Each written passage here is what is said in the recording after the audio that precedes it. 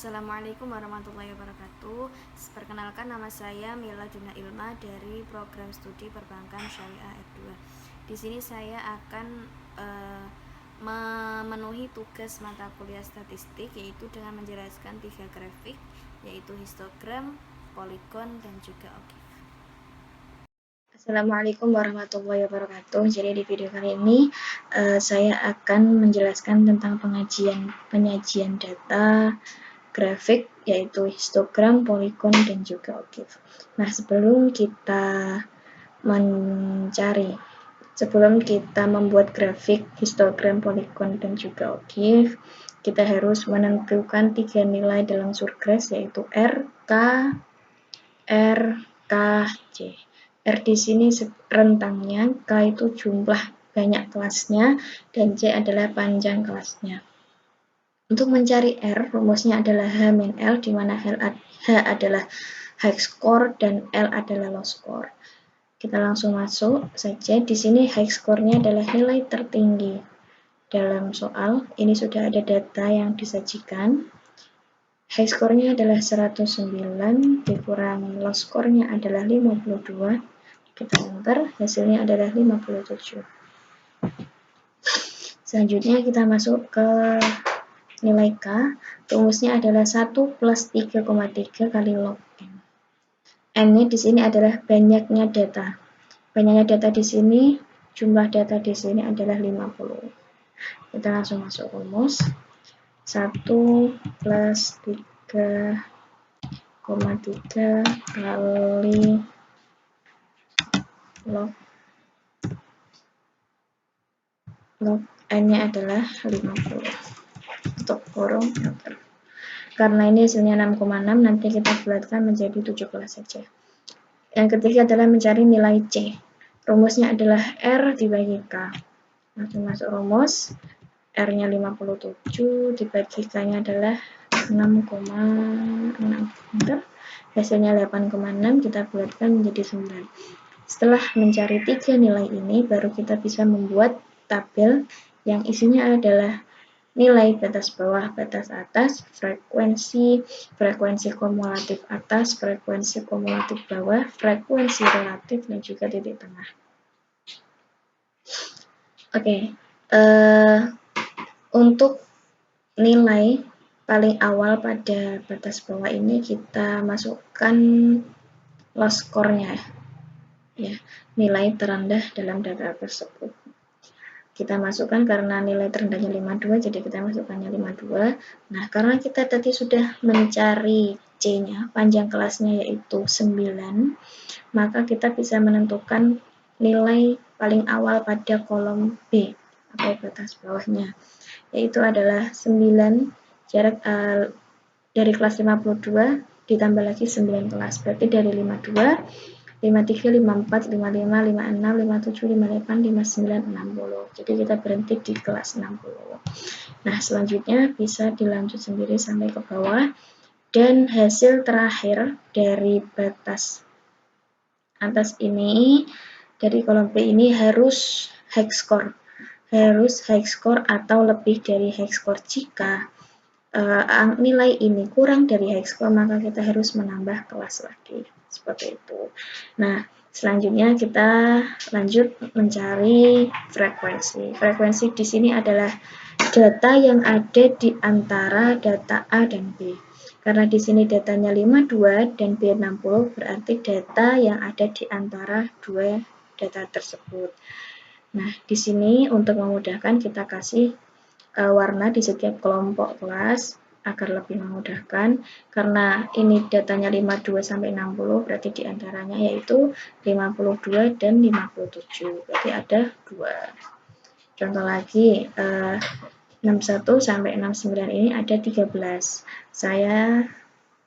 Dan 70 sampai 78 ada 13 kelas dan seterusnya.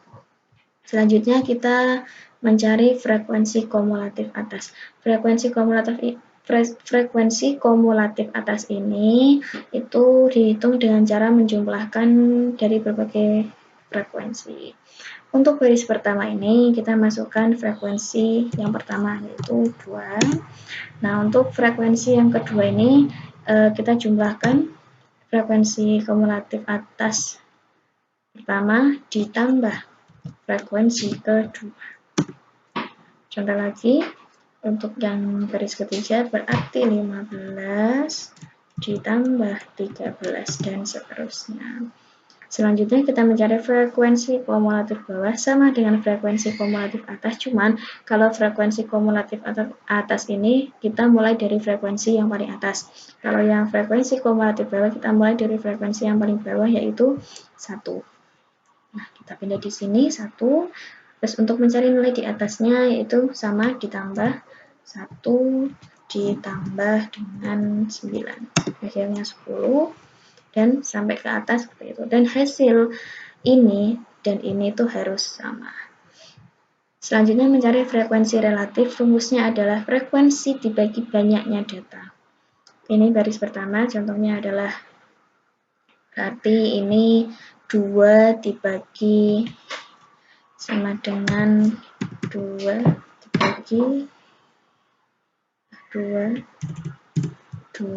dibagi 50. Hasilnya 0,04. Agar kita bisa menarik ke bawah, kita kasih dolar.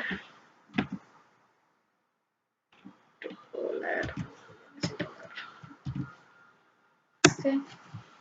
Baru kita bisa tarik ke bawah.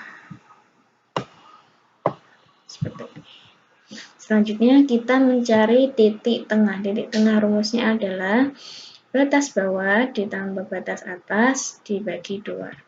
Contoh seperti ini. Buka 52 ditambah 60 tutup kurung dibagi 2.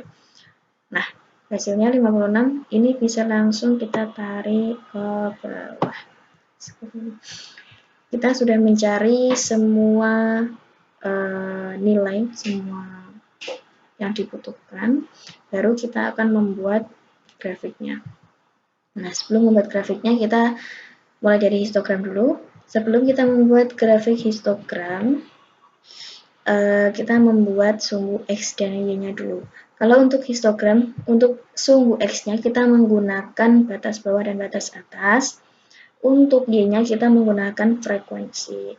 Untuk baris pertama, kita menggunakan batas bawah.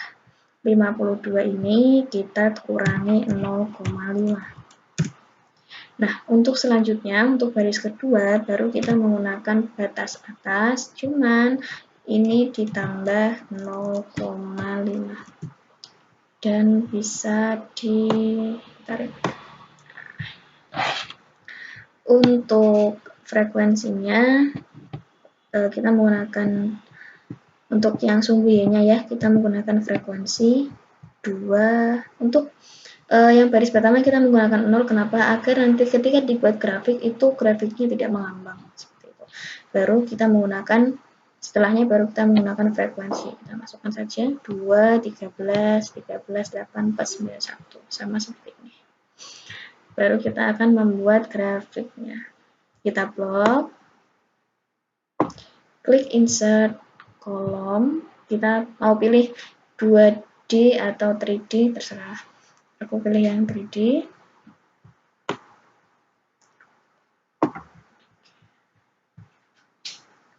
Yang merah kita hapus, kita delete, karena kita pakai satu aja.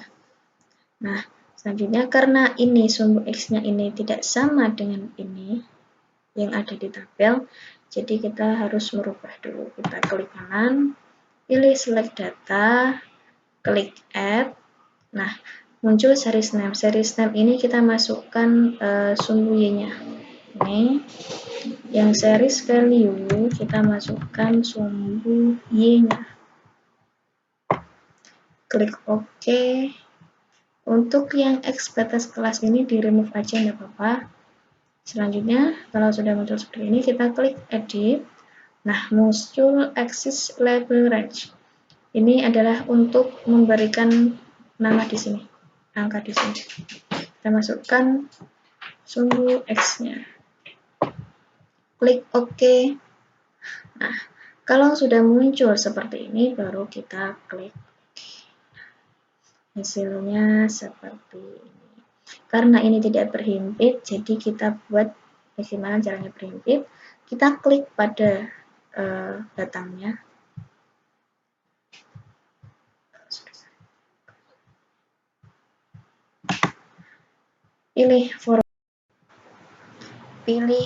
Kita pilih format data series.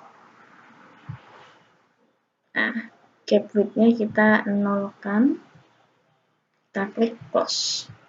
Nah, untuk mengetahui frekuensinya kita tinggal klik kanan pada batangnya, kita klik add data labels seperti ini. Nah, untuk namanya di atas kita bisa ganti. Kita ganti grafik histogram. Sudah jadi grafik histogramnya seperti ini. Lanjut kita membuat poligon. Grafik poligon.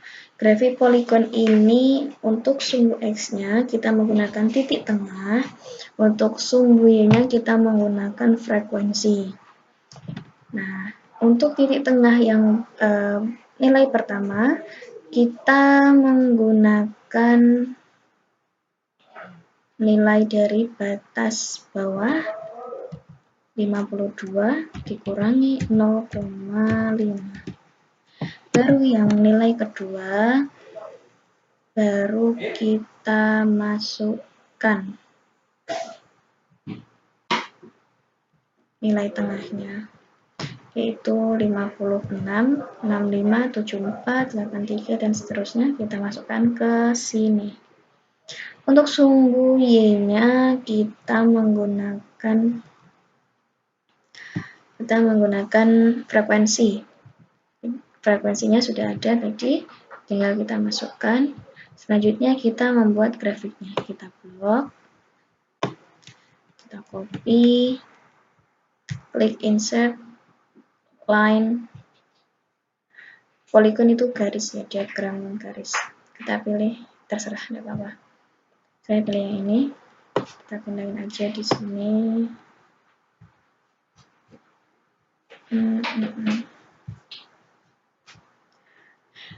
Karena kita akan membuat satu garis aja, jadi kita hapus salah satunya, delete. Nah, karena sumbu X-nya tidak sama dengan titik tengah ini, maka kita harus ganti terlebih dahulu. Klik kanan, select data, klik add, series name-nya, kita masukkan yang X, series value-nya kita masukkan yang Y, klik OK. X-nya ini kita remove, klik edit, axis label range-nya kita isi dengan sumbu X, klik OK. Sudah muncul seperti ini, baru kita klik OK. Jadinya seperti ini, tinggal mengubah nama di atasnya. Grafik polygon. Sudah jadi grafiknya seperti ini. Lanjut kita ke grafik OGIF. Grafik OGIF ini sama dengan grafik histogram, cuman untuk bentuk grafiknya ini sama seperti poligon, cuman untuk sumbu X dan Y-nya hampir sama dengan histogram. Nah, untuk sumbu X dan Y-nya, untuk X-nya kita menggunakan batas bawah, batas atas. Untuk Y-nya kita menggunakan frekuensi kumulatif atas. Nah, X-nya kita masukkan sama tadi dengan histogram, tinggal di copy aja enggak apa-apa. Hasilnya seperti ini. Dan Y-nya menggunakan frekuensi kumulatif atas. Sudah kita cari tadi, tinggal kita masukkan saja ke sini. Kita membuat grafiknya, kita blok, copy, klik insert, line, seperti ini.